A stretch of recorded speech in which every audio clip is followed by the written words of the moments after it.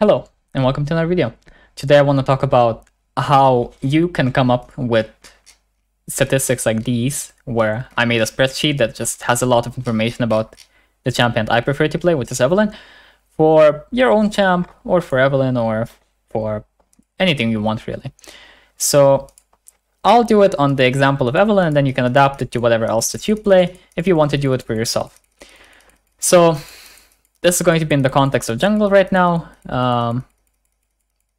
I think that mid lane is like pretty similar, but in mid lane the concepts are a bit different, so maybe I'll make another one for mid lane, another video. Or not mid lane, but laning in general. So for jungle, what we're going to do is we can go from the top, right? So what champions counter us, this is going to be really dependent on the champion we're playing. So generally you'll find this out as you play the game, and if you look at people who make content on the champion, whatever, this AP thing is basically always the same. Like if you have multiple AP in a team, it's going to be pretty bad because AP just isn't good to stack these last few years. And okay, for matchups, right?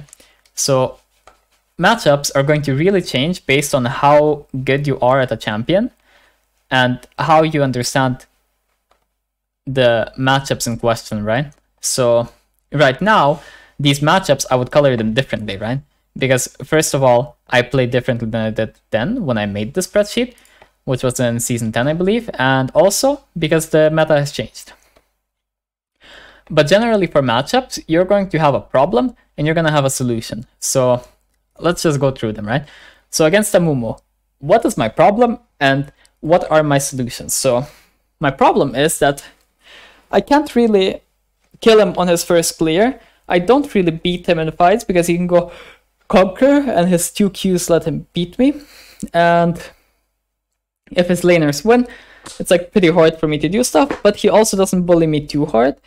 And I can probably kill his laners or something. But the issue is like bot lane is also going to be really hard to contest, like 3v3 or something. So it can be pretty awkward. So my problems are stuff like that. My main solutions are stuff like, okay, avoid him and kill his laners, or bully him if you have a lead, and stuff like that. And then the wards are like the solution to the early game. So warding buffs or raptors pretty much means that I don't need a ward against this champion, like invading me. I mean, Amumu could be like a level 1 invade, but it's not that likely, and most of the time you're going to see it because he's going to have like a Nautilus or a Blitzcrank or something. But standard lanes, buff or raptors is fine. You can also not ward against these champs though, because you don't really need a ward, and you can just keep the wards for level 4 after you finish your clear if you want. That's also fine. So then, okay, next champ, Diana. Okay, what can I do against Diana? Well, clearing and getting to 6 is like pretty decent. If I fall behind, then I'm going to have a big problem, right? Because she's going to clear faster than me, she's going to be tankier than me, and she's also going to engage better than me, and she's just going to stat check me, which is a big issue. So falling behind, not good. That is a problem. How do we fix it? We play more consistent. Okay. And then counter ganks, pretty good, because her ganks are pretty good at 6, so she can ult. But if we counter it, then usually once she already engaged, she's not always going to completely one-shot our laners, and if she doesn't, then we can turn the fight on her. This champ I think got reworked since then, so I don't want to talk about him. But I think it's pretty much the same thing anyway. And then we have these champs like Elise, for example. So a level 3 ward or river ward. Why? Because she's either going to invade us like early with her lanes being strong, or she's going to invade us to like level 3, or she's just going to gank every laner on repeat. So either way, we want to prevent her from doing stuff like this. So what can we do? Okay, I guess that what we need is to avoid her, right? So adapt our clear, adapt our warding, adapt that kind of stuff. And then as we keep going, right, we just find issues that we have in this matchup. Like, for example, a lot of people struggle with like Rengar matchup. Okay, why do they struggle with Rengar matchup? Because he can invade you level 1, level 2, and level 3, but do people really invade level 2 on Rengar? Not really. So the main issues are level 1 and level 3 invade. So how can we deal with that? The level 1 invade, we need our team to cover, and maybe we ask for a ward level 1. And level 3 invade, we want to ward against, right? So for example, if we start with blue buff, then we do the ward that I showed a while back behind Raptor, behind the Raptor camp, behind the red buff wall. And that'll usually spot them if they go for a level 3 invade. That's an example of a solution to that issue, right? And then what else is an issue against Rengar? Okay, so he heals against our damage, so we're going to try to avoid fighting him and instead fight his laners. He is kind of vulnerable to CC whenever he all-ins, so if we can counter gank him, it can be pretty decent. It can be a lot better than us ganking. If he counter ganks us, it's going to be really disastrous because he's actually going to get to choose how he uses his ferocity. Okay, and then level 6's ult is really annoying because it reveals us and he can jump on us, so we kind of need our ult for that. So we have like a few basic solutions for this matchup, right? We find the issues, what are we struggling against in this matchup, and then we find the basic solutions for them. And then like items and stuff, we basically just look at what people do and it's mostly fine. But then we have like clears, right? Clears are going to oftentimes be based on the solutions that we need to adapt to certain champions. Like for example, these full clears are just the defaults, right? And then red side mid gank, it wasn't so common back then, but now it's more common. So this is the default now also.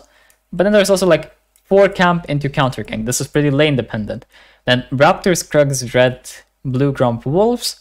This is like a sort of reverse clear.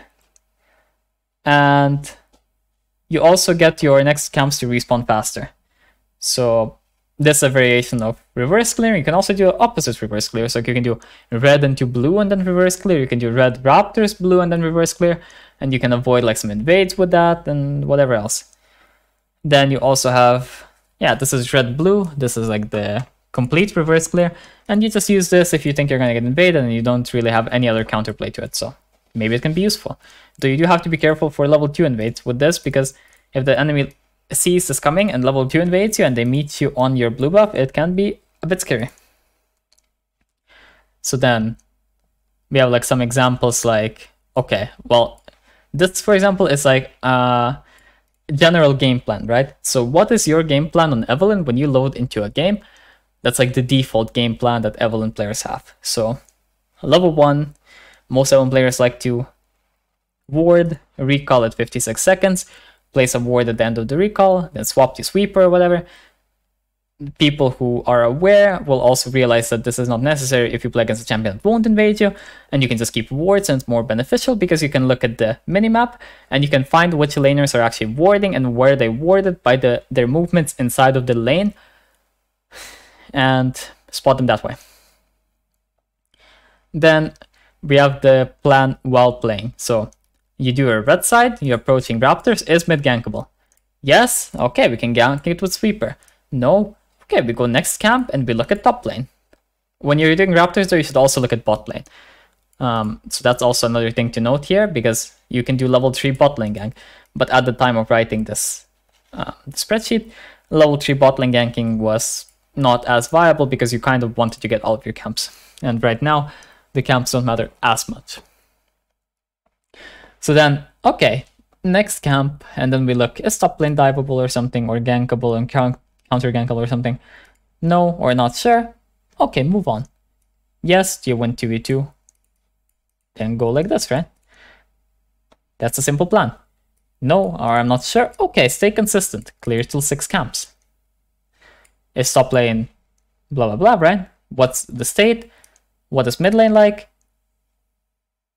And then decide, right? Can you kill top lane? Decide. And then, okay, our options, right? Then we recall. Either way, we end up recalling, right? At some point we just recall. And then we look, do we have bot prio? Yes? No.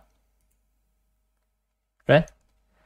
Can we do like the other scuttle? Can we like recall and then do like bot side scuttle? Can we recall and then gank bot lane? Can we recall and then, I don't know, whatever, get invaded or whatever, right? And that's basically how the game plan ends up being in Evelynn's games. But then obviously we stray from this game plan at some point, right? Because, for example, if mid was gankable and we ganked it with sweeper, this is a completely new game plan, right? Or if we got invaded and we somehow decided that we're gonna do a different clear, or if our mid laner got ganked and now we decide to invade level 3 and kill the enemy jungler, these things will completely throw this out of the water. But this is like the base plan that we just go for if there's nothing that's really too out of the ordinary in the game. Then we have like some preference stuff like maxing spells or when you stop farming. I think the interesting thing is that this kind of changed because now farming early game is not as valuable, but then after like level 6 it becomes a bit more valuable. So now right now I feel like the better way to approach it is to just gank a bit, get some items, get some gold, whatever, and then like clear the camps when you've actually scaled to the point where they have, because at level 4 the camps are so tanky it's unreal. And then after that at level 6 you just look to blow your ult whenever you can and do whatever you have to, and then after that you farm. But you don't stop farming in mid game anymore. Like you don't really slow it down as much as before, but you slow it down more early game than before. Then you have like stuff like runes that you can find, that's like also preference. And then there's stuff that you're gonna figure out like, okay, this is another issue of problem solving, right? So how do I gank every single lane, right? So this is something that you can apply to any champion. And what happens is, okay, so how can my champion gank in this exact lane? What are my gank paths? How can I avoid wards? You find a problem and then you find a solution. So problem, warded in river. Okay, I can go around. So I can go like around where the raptors are and then gank through Tribush in top lane, for example. Okay, next problem, it's warded in Tribush also. Maybe I can use the blast cone and get over that wall and then go next to Krugs and gank from behind. It's warded there or something, I don't know. Or the enemy junglers there. Okay, maybe lane ganking, right? And then at some point you're going to find a situation with so many problems that you can't actually fix them all. And then you realize, okay, well that's not gankable then. So, okay, nothing to do there. Maybe pressure ganking, because the enemy can see us, but we don't actually gank for a kill. But if even that's not possible, then maybe there's just nothing, right? But then you have some ideas like, okay, we can dive, we can go from behind, we can go from lane, we can go from river, from Tribush, from this, from that. And you just try to find answers. Because at the end of the day, League is kind of like a... It's kind of like a math problem, I guess, in a way, where there is a really good solution, or maybe not exactly math, but anyway, there is a really good solution that you can find, right? But there are also other ways to get to the solution that might not be as good, but they might lead you to the solution anyway, right? I don't think that math would be the best example, though. I think something like... I think cooking could be a good example. So if you're cooking, you will have a best way to prepare stuff, sure, right? But there are also good ways to prepare stuff, right? There are also amazing ways to prepare stuff. There are also bad ways to prepare stuff. And even if you mix up some stuff or you put some other ingredients or maybe you don't have something, like it still can be fine, right? It can still be good. It doesn't really have to be that much of an issue. It just won't be as intended, right? And it might not be as good. That's the main thing. But basically, this is how you approach it. I think we have enough time to look at mid lane also. And I'll just say what's the difference with mid lane. With mid lane, the main difference is just you look at the matchups, and the matchups will determine more how your wave management goes. But other than that, it's pretty much the same thing. Like you just replace the